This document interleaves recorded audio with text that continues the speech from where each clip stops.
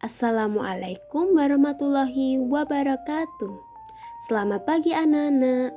Masih semangat bukan mengikuti pembelajaran pada hari ini?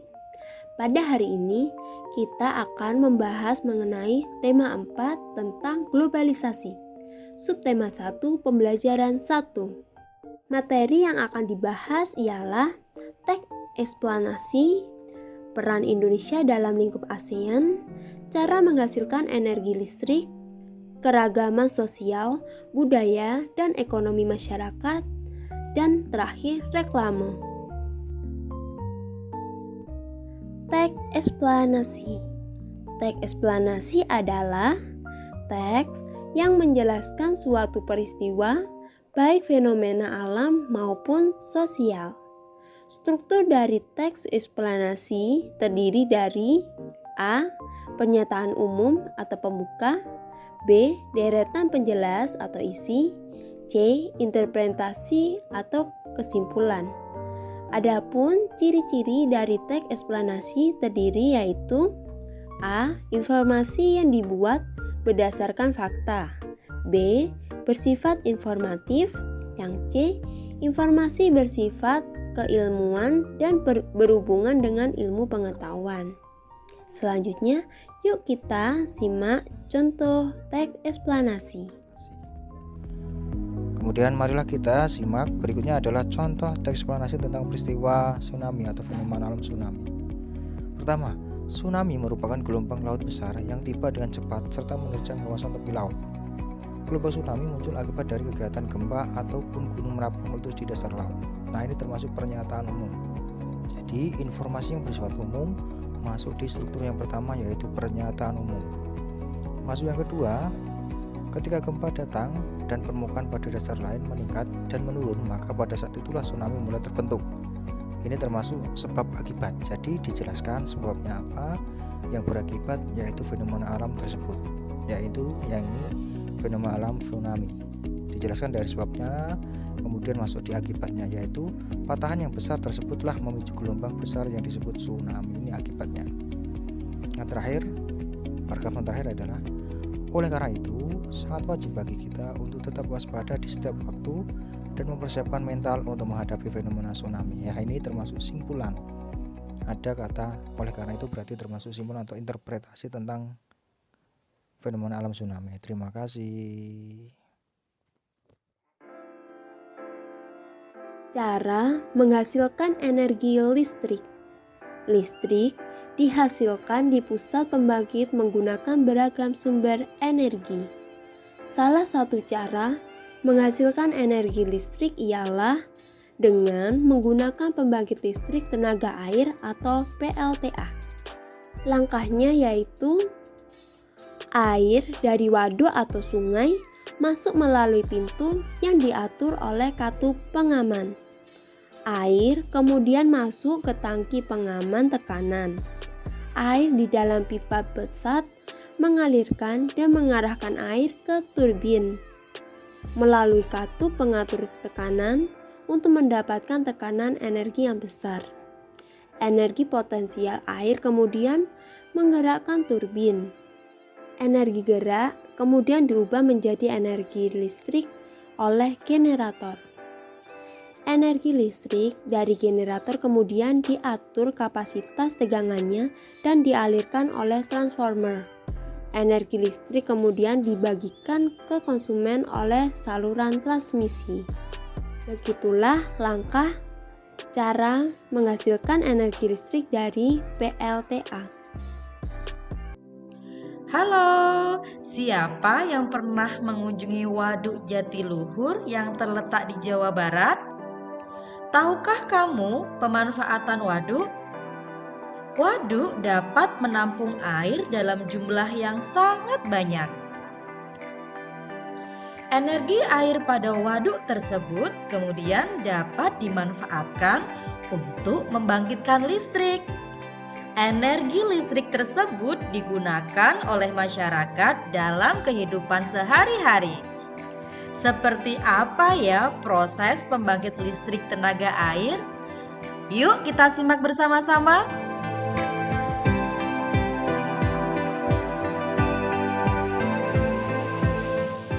Telah kita ketahui bersama bahwa waduk dapat dimanfaatkan sebagai sumber energi listrik.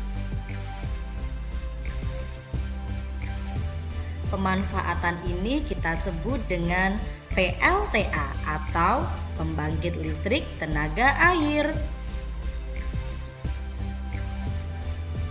Aliran air dari waduk akan memutar turbin. Putaran turbin tersebut mengaktifkan generator. Nah, setelah generator aktif, generator akan menghasilkan energi listrik.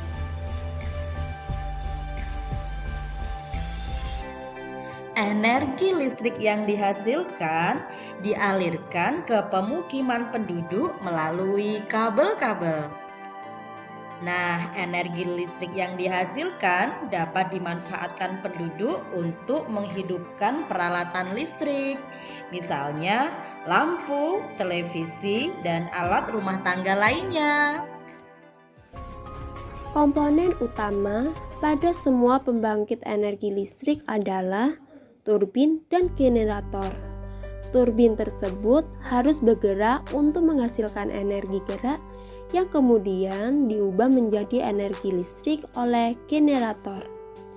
Energi penggerak turbin selain dari aliran air juga bisa didapat dari angin atau PLTA, panas bumi atau PLTU, dan sumber energi lainnya. Keragaman sosial, budaya, dan ekonomi masyarakat. Keragaman sosial budaya dibagi menjadi beberapa, diantaranya yaitu 1. Keragaman bahasa, 2. Keragaman rumah adat, 3. Keragaman upacara adat, yang keempat kesenian daerah. Pada gambar dapat kita ketahui Indonesia memiliki begitu banyak budaya yang beragam. Untuk lebih memahami keberagaman, kita simak video berikut ini. Assalamualaikum sahabat pintar. Sahabat pintar, Indonesia merupakan negara kesatuan yang masyarakatnya majemuk. Bangsa Indonesia terdiri atas beberapa suku bangsa yang menyebar dari Sabang, yaitu ujung Sumatera Utara, sampai Merauke, ujung Papua. Sahabat pintar, di antara faktor penyebab keberagaman bangsa Indonesia adalah suku di Indonesia. Di suatu daerah mungkin terdapat beberapa suku. Sebagai contoh, di Sumatera terdapat suku Aceh, suku Melayu, dan suku Batak. Di Pulau Jawa terdapat suku Betawi, suku Sunda, suku Osing, dan suku Jawa. Nah, sahabat pintar, sekarang kita lihat contoh kawan-kawan sahabat pintar dari beberapa penjuru Nusantara dengan berbagai suku di Indonesia. Halo, nama saya Sarce Milusabu, Panjit Aceh, tempat tinggal Jayapura, suku Biak, bahasa Papua. Saya anak Indonesia. Assalamualaikum. Nama ayah Muhammad Ansur Al-Farisi. Ayah dari Jakarta. Suku ayah Betawi. Tapi ayah Indonesia. Saya cinta Indonesia. Naura Akila. Anggau Sian Medan. Alay Anggau Halak Indonesia. Assalamualaikum. Nama Ambo Bahira Gania Zahra. Asambo dari Sumatera Barat. Suku Ambo Minangkabau. Tapi Ambo tetap cinta Indonesia. Horas, Guardu Selin Octavia Sinaga. Au berasal Sian Sumatera Utara. Au suku Batak. Alay au Indonesia. Tetapi saya Indonesia. Saya cinta Indonesia. Tepangaken asmanipun kula Indah, kula saking Semarang. Sukunipun kula suku Jawa. Tapi saya Indonesia. Saya cinta Indonesia. Beta bernama Malika Humaira Fata. tapi orang biasa panggil Rara. Tapi saya Indonesia, saya cinta Indonesia. Jenengku Dea Olivia Brilianti. Aku arek Sidoarjo, tapi aku anak Indonesia. Wasta abdi nahda abdi kawit di Garut Jawa Barat. Suku abdi suku Sunda, abdi putri Indonesia, abdi cinta Indonesia.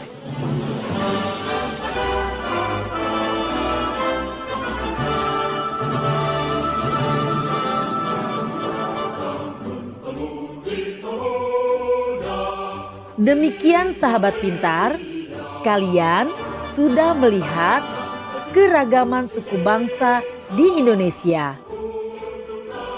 Nah, sekarang giliranmu. Siapakah kamu?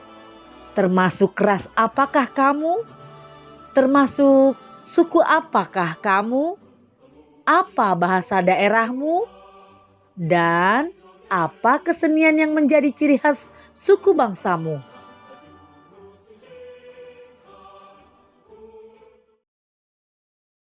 Keberagaman ekonomi. Indonesia dikenal dengan negara kepulauan dan mayoritas penduduknya memiliki bermacam-macam penghasilan atau ekonomi. Di antaranya pertanian, kedua perkebunan, 3 peternakan, 4 perikanan, 5 pertambangan. Tentang keberagaman ekonomi masyarakat.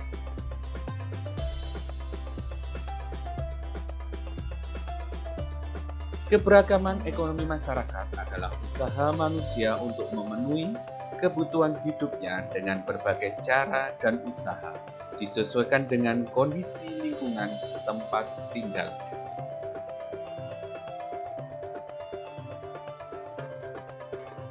Adapun jenis usaha keberagaman ekonomi masyarakat antara lain yang pertama adalah pertanian. Pertanian adalah usaha yang menghasilkan bahan pangan, antara lain padi, jagung, kacang-kacangan, umbi-umbian, buah-buahan, dan sayur mayur. Orang yang bekerja dalam bidang pertanian atau orang yang mengolah tanah dan bercocok tanam disebut petani. Petani dibedakan menurut jenis usahanya, antara lain petani sawah dan petani penggarap. Berikutnya adalah usaha perkebunan. Usaha perkebunan adalah usaha yang menghasilkan tanaman industri. Ada 3 jenis tanaman industri. Yang pertama adalah tanaman musiman. Tanaman musiman contohnya adalah tebu, tembakau. Kemudian yang kedua adalah tanaman tahunan.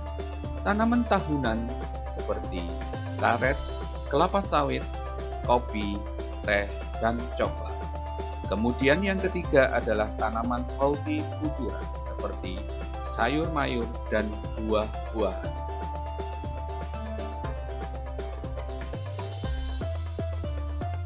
Berikutnya adalah usaha peternakan. Usaha peternakan adalah kegiatan usaha dengan memelihara hewan dan mengambil hasilnya dengan cara dijual ke konsumen. Peternakan dibedakan menjadi 3. Peternak hewan besar seperti sapi, kerbau, kuda. Peternak hewan kecil seperti kambing, kelinci.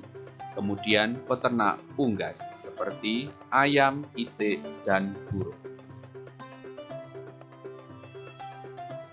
Selanjutnya adalah usaha perikanan. Perikanan adalah kegiatan ekonomi dengan memanfaatkan dan mengelola perikanan.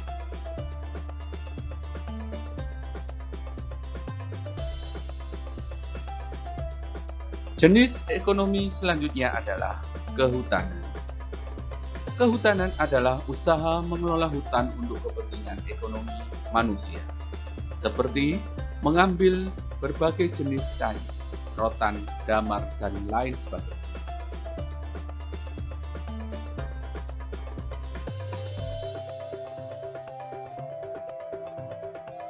Kegiatan ekonomi masyarakat selanjutnya adalah perdagangan. Perdagangan adalah tempat atau kegiatan usaha menyalurkan barang produksi dari produsen ke konsumen.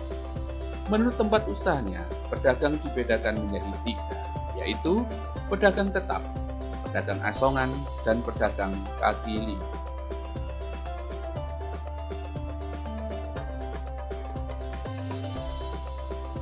Selanjutnya adalah kegiatan perindustrian. Kegiatan ekonomi mengolah bahan mentah, bahan setengah jadi, atau barang jadi dengan nilai manfaat yang lebih tinggi, merupakan kegiatan perindustrian.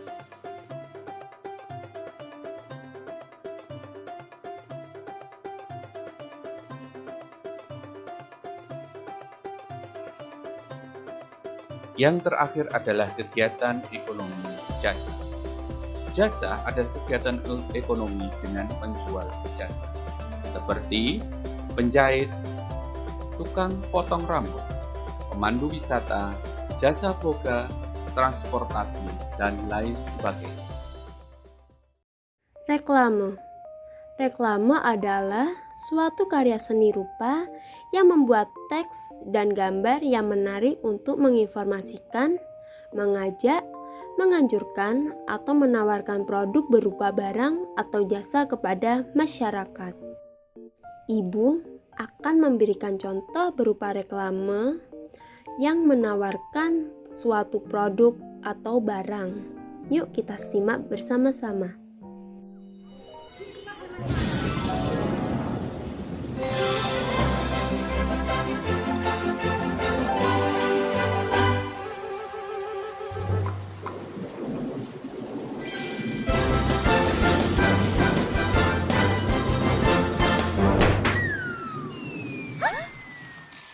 Dengan tinggiku, lebih gampang jadi pahlawan buat mama. Minum Hilo School setiap hari, kayak aku. Tumbuh tuh ke atas, nggak ke samping. Macam-macam reklame, di antaranya yaitu 1. Iklan. Merupakan reklame singkat bertujuan mempromosikan barang atau jasa dalam bentuk visual, tulisan, dan gambar pada media cetak atau elektronik. Seperti reklame atau iklan yang ada di televisi. 2. Embels merupakan reklame yang ditempatkan langsung pada kemasan produk, berfungsi sebagai daya tarik pemberitahuan informasi tentang produk tersebut kepada konsumen. Yang ketiga, poster. Poster merupakan reklame berupa selembar kertas berisi gambar dan tulisan. Poster dibuat semenarik mungkin untuk menarik konsumen yang membacanya. Yang keempat, baliho. Reklame berisi gambar atau tulisan menarik dan informatif dengan ukuran besar, ditempatkan di tempat umum dan strategis.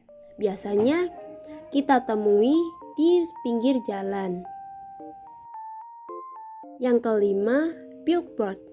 Reklame berisi gambar atau tulisan yang menarik dan informatif dengan ukuran besar, ditempatkan pada atap dinding.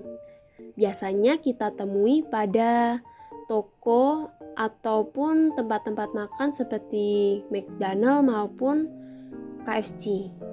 Yang keenam, banner. Banner merupakan reklame dengan bentuk kotak, biasanya dicetak dengan digital printing, ditempatkan di depan toko ataupun instansi. Yang ketujuh, pulket. Merupakan jenis reklame yang dibuat menyerupai buku dengan jumlah halaman lebih dari 2 lembar. Yang kedelapan, leaflet. Jenis reklame yang berupa lembaran kecil yang dilipat, berisi informasi lengkap dan rinci, dan penyampaian dilakukan dengan cara disebar. Biasanya dapat kita jumpai saat ada pembukaan toko baru. Biasanya pemilik toko akan menyebarkan leaflet untuk menarik konsumen mengenai produk yang ada di tokonya. Baik anak-anak, sampai di sini materi yang Ibu sampaikan. Jika ada yang kurang paham mengenai materi, bisa ditanyakan ke grup chat kelas. Dan untuk mengetahui sejauh mana kalian memahami materi yang Ibu sampaikan, Ibu akan memberikan kuis mengenai materi yang Ibu bahas tadi. Baik anak-anak, Selamat mengerjakan. Sekian dari Ibu. Wassalamualaikum warahmatullahi wabarakatuh.